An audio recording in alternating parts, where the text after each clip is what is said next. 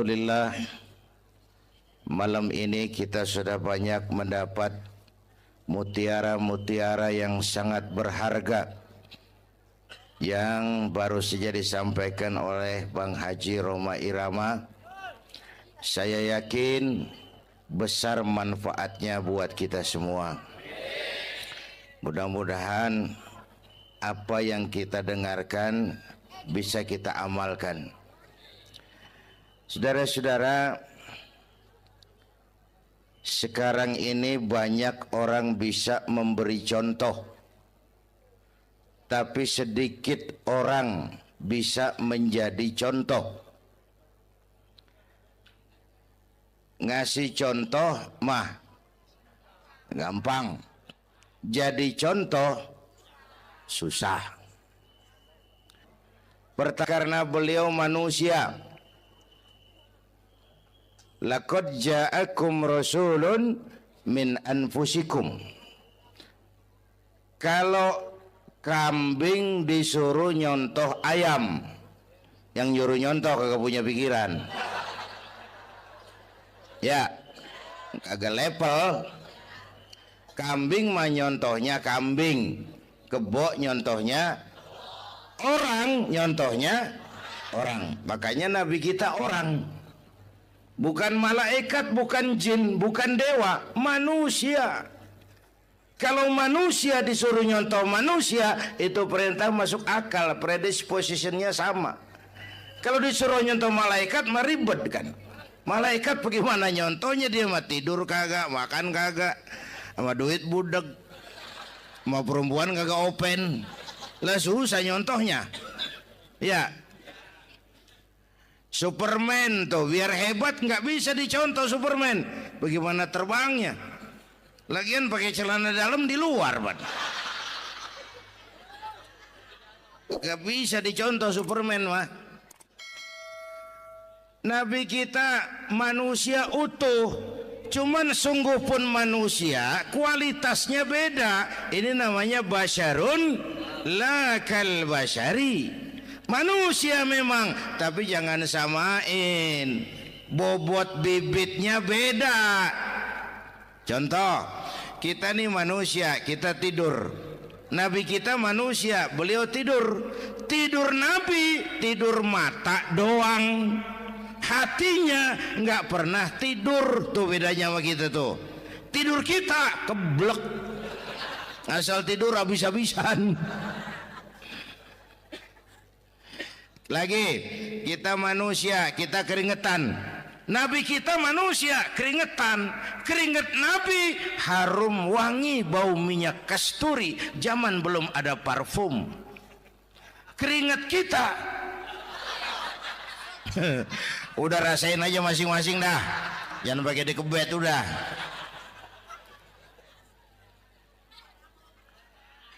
Contoh lagi. Kita nih manusia nih, kita beludah nggak? Nabi kita manusia, beliau juga beludah. Ludah Nabi obat. Ludah Nabi. Itu kan waktu mau hijrah kan sama Sayyidina Abu Bakar, sampai di Gua Sur, Sayyidina Abu Bakar bilang, saya turun duluan ke gua ya Rasul. Ngapain? Bersihin gua, takut ada binatang berbisa. Silakan. Turun Sayyidina Abu Bakar bersihin gua. Bener tuh, tangannya digigit kalajengking. Sakit, ngebet, bengkak. Kalajengking Arab. Ya emang di Arab kejadiannya. Gua heran nyaut aja. Ditahan aja. Udah aman ya Rasul, silakan turun. Lama-lama dalam gua berduaan kelihatan juga Sayyidina Abu Bakar mukanya pucat. Nabi tanya, "Mabalu kayak Abu Bakar?" Abu Bakar kenapa? Enggak apa-apa. Berat meninggalkan Mekah? Enggak. Malas hijrah ke Madinah? Enggak. Takut diubur-ubur Quraisy? Orang kata enggak, itu mah enggak. Lah, kenapa muka kamu pucat? Tangan digigit kalajengking. Ngapa nggak ngomong dari tadi? Saya nggak mau nyusahin Tuhan ya Rasul. Biar saya tahan, asal jangan nyusahin Tuhan. Jangan begitu kau. Sini tanganmu, diambil sama baginda Nabi. Bismillahirrahmanirrahim. Cuh, diludahin. Ringkes sembuh saat itu juga. Ludah Nabi. Pengen tahu kita yang ludahin. Bengkak campur koreng.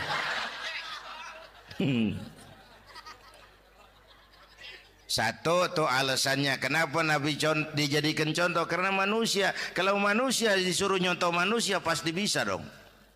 Ya. Yang kedua, karena tadi kata Bang Haji Oma, pribadinya itu pribadi yang multidimensi. Mau nyontoh apa? Pak, saya ini pengusaha Pak. Nabi umur 9 tahun udah ke Syria tuh dagang lintas negara Syam tuh.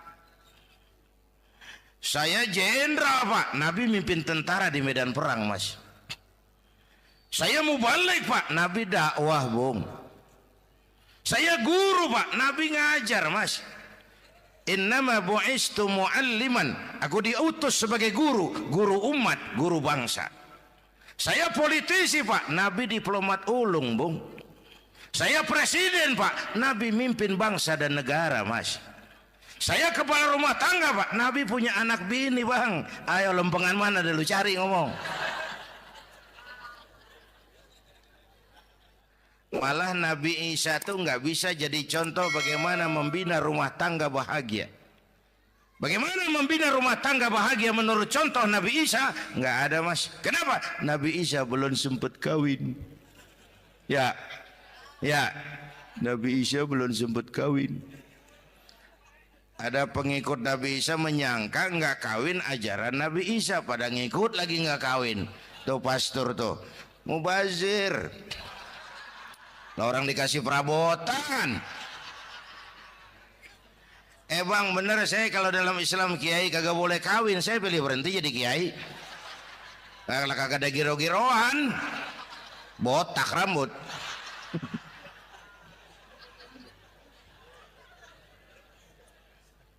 Makanya Bang Haji Oma cerita poligami saya girang banget tadi.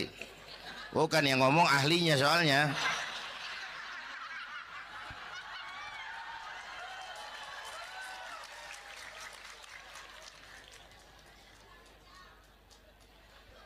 Dadah gitu aja deh ya.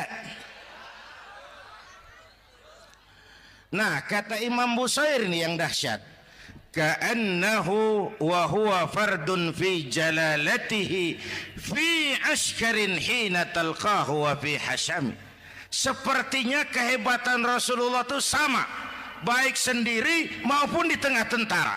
Artinya begini, orang hebat banyak, tapi yang hebat di mana-mana susah nyarinya. Baginda Rasul ini lagi duduk hebat, lagi jalan hebat, ada di pasar hebat, lagi di masjid hebat, di medan perang hebat, di depan anak-anak hebat, di mata musuhnya hebat, di depan sahabatnya hebat, di mata istrinya hebat, di mana-mana hebat. Lah susah jadi orang begini Bang. Ya, kita mah hebat juga setempat. Di kantor hebat, sekantor orang diomelin.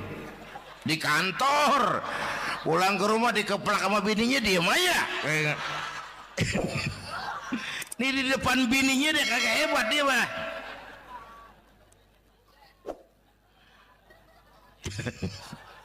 Oke, lalu kalau begitu soalnya apa yang mau kita contoh? Saya sampaikan 3 aja. Pertama, Nabi kita ini tokoh yang sejak kecil udah ditempa kesusahan. Bu, tadi kata Bang Haji, Islam mengangkat derajat kaum perempuan karena perempuan banyak melahirkan orang besar. Lihat Sayyidah Aminah, ibunda baginda Nabi, melahirkan anak pertama tanpa didampingi suami. Meninggal suaminya, sedih hatinya, remuk perasaannya, tapi tegar jiwanya. Dilahirkannya bayi bernama Muhammad, diasuhnya penuh kasih sayang, diantarnya menjadi orang besar dan memang dibesarkan oleh Allah. Itu contoh tuh Bu. Bilangin anak-anak tong bocah Nabi ngangon kambing tong. sekolah tong jadi orang gede, baba lu tibang tamat SD lu sarjana lu, baba lu cuman jadi RT lu jadi camat lu. Biarin malu baba lu pala jadi kaki, kaki jadi pala, asal lu terus sekolah. Bu, anak sekolahin, gelang doang digedein lu. Nih kan kita Betawi no pendidikan ngentengin banget kotan. Udah dong jangan tinggi-tinggi sekolah udah. Ngapa mak? Baba lu kagak sekolah hidup no. Hidup dong pun jamu monyet juga hidup. Bu, anak sekolahin.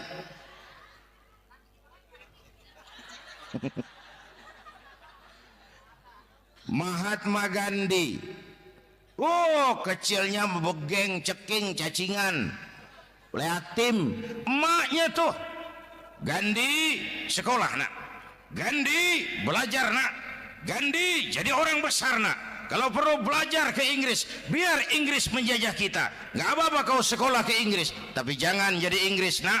Jangan pacaran sama bule, jangan sentuh minuman keras. Gandhi jadi orang besar. Mahatma Gandhi tumbuh karena dorongan emak. Mak, udah yatim. James Watt, Kang Bandrek. Emaknya tuh yang dorong tuh jadi orang besar. Belum lagi perempuan yang jadi besar. Di Indonesia ada Kartini, di Jawa Tengah ada Dewi Sartika, di Jawa Barat Dewi Sartika, di Bengkulu ada Fatmawati Soekarno, sang penjahit bendera merah putih. Di Aceh muncul Laksamana Malahayati, disusul kemudian oleh Cut Nyadin, baru kemudian muncul Cut Keke, Cut Meme, Cut, ya udah tak cut lain dah.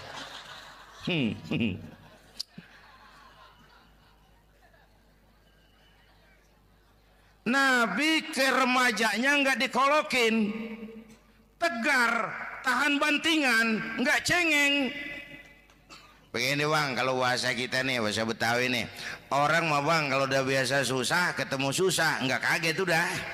Ya, ya, ya kita Betawi kan masuk udah nukangin, susah mulu.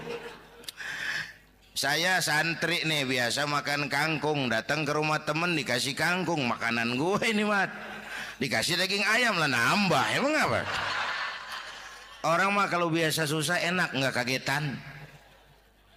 Saya santri biasa tidur di masjid, disuruh nginep di hotel, lah pules nggak? Tapi yang biasa tidur di hotel, suruh nginep di masjid, encok. Makanya kemarin tuh waktu menteri-menteri baru dilantik tuh saya ngarepin tuh, mudah-mudahan nih menteri ini begitu dilantik bacaannya nawaitu sauma ghadin. Lu pada niat puasa dulu dah, entaran. Puasa kan bukan kagak boleh, nunda doang, nunda puasa mah.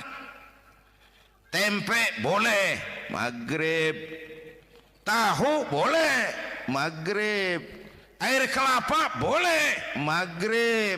Lu menteri pada mau naik mobil mewah boleh, ntar kalau ekonomi udah mendingan, rakyat udah pada legaan napasnya. Ya, ya. Sebab apa? Itu duit buat para mobil para menteri kan duit negara. Duit negara kan duit rakyat. Duit rakyat kan duit gue juga, itu ada di situ. Gue bayar pajak.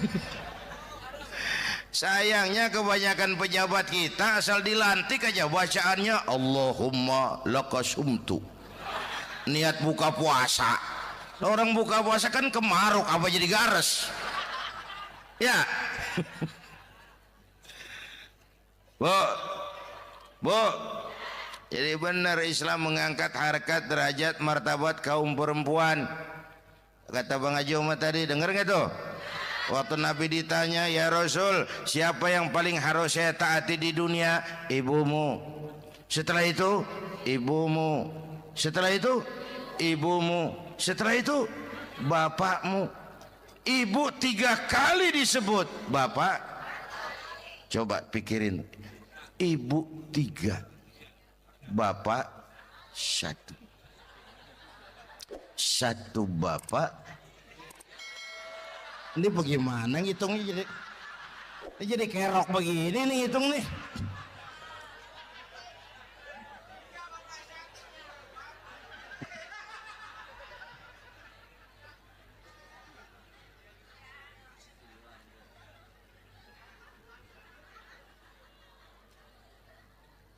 Jangan takut ngadepin susah. Hidup nih keras, kerja keras, perseringat banting tulang.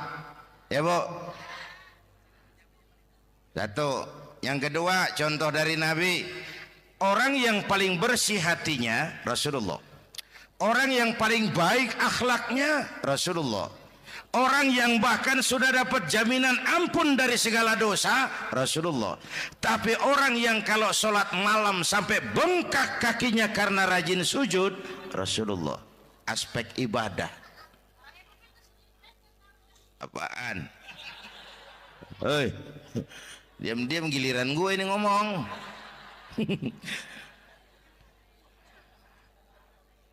Lo ngomong lagi udah gue pulang. Canda neng. Dan gantian ya. Ya. Apaan urusan? Orang yang dosanya udah dapat jaminan ampun kalau sholat malam bengkak kakinya karena rajin sujud. Saya tahu di sini juga banyak yang kakinya bengkak. Semurat. Oke, kira-kira 3 minggu yang lalu saya menghadiri haul akbar Syekh Maulana Malik Ibrahim di Gresik, haul ke-609. Dari situ saya ke Surabaya ikut zikir sama keluarga besar Tarbiyatul Qulub. Waktu zikir saya terkejut, ada kalimat yang dibaca ratusan kali menyentak perasaan saya. Kalimatnya sederhana, kita apalah, yaitu kalimat ana Abdullah. Dibaca ratusan kali, ana Abdullah, ana Abdullah, ana Abdullah, ana Abdullah. Buat saya itu menyentak karena memperteguh komitmen, saya hamba Allah, saya hamba Allah. Ah, itu mah Pak Zainuddin kan biasa, itu mah kita semua juga hamba Allah. Betul. Ayo kita bikin luar biasa. Saya mau tanya, Bapak, ibu hamba Allah apa bukan? 3 orang. Ibu hamba Allah apa bukan? Hamba Allah. Kata siapa? Nah, kata ibu sendiri. Kalau kata sendiri, pan namanya pan ngaku. Ya. Orang ngaku mah boleh dong, tiba ngaku, namanya juga ngaku. Cuman diakuin apa enggak kita pan belum tahu. Ngaku mah murah, diakuin mahal. Ya, yang gampang dah. Ibu kenal sama Presiden SBY? Kenal. Presiden SBY kenal sama ibu? Lo ngaku lo, ngaku.